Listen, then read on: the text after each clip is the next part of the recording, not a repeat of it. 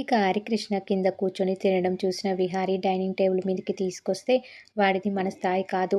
వాడు dining table మీద తింటే మేం తినమని పద్మాక్షి, అంబిక శాస్త్రాలేస్తారు. విహారీ ఎంత వాదించినా పద్మాక్షి తగ్గదు.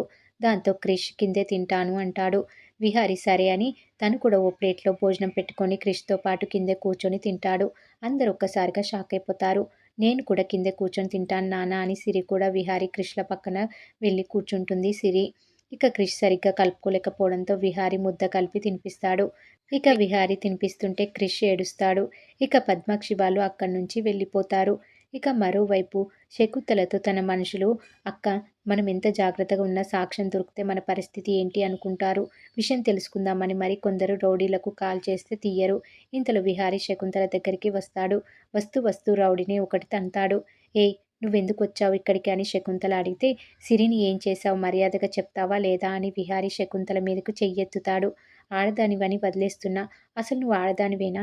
డబ్బు కోసం, నీ పంతం కోసం, నీ ఆధిపత్యం కోసం ఒక ఆడపిల్లని పొట్టన పెట్టుకోవాలని ఎలా అనుకున్నావు? 48 గంటల్లో అన్ని విషయాలు తెలుస్తాయి. సిరి మర్డర్ వెనుక నువ్వే ఉన్నావని తెలిస్తే జీవితాంతం జైల్లో ఉంటావని అంటాడు శకుంతలతో విహారీ.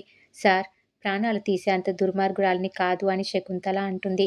సిరికి నువ్వు తప్ప ఇంకెవరు శత్రువులు లేరు. దొరికిపోతావు, దొరికిపోతావు.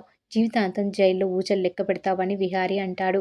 వీడే ఇలా రెచ్చిపోతే పోలీసులకు ఏమైనా ఆధారం దొరికితే నా పని అయిపోయినట్లే అని శకుంతల అనుకుంటూ ఉంటుంది. ఇక మరోవైపు విహారీ పంతుల్ని పిలిపించి ఇంట్లో లక్ష్మికి పిండ ప్రార్థన చేయాలని చూస్తాడు. విషయం తెలిసిన పద్మాక్షి, సహస్ర, అంబిక వచ్చి ఇంట్లో ఇలాంటి దరిద్రం చేస్తామంటే ఊరుకునేది లేదు అని అంటారు.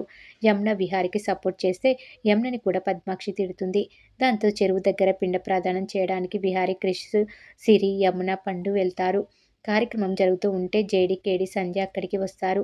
పంతులు సిరి ఫోటో అడిగితే మా అమ్మ ఫోటో లేదు. అమ్మకి సంబంధించినవన్నీ ఇంట్లో కాలిపోయాయని క్రిష్ ఏడుస్తూ ఉంటాడు.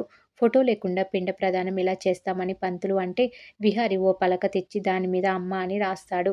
క్రిష్ మీ అమ్మని కాపాడలేకపోయాను. మీ అమ్మ ఫోటో కాలిపోకుండా కాపాడలేకపోయాను. చివరకు అదే మిగిలిందిరా అని క్రిష్కి పలక ఇస్తాడు.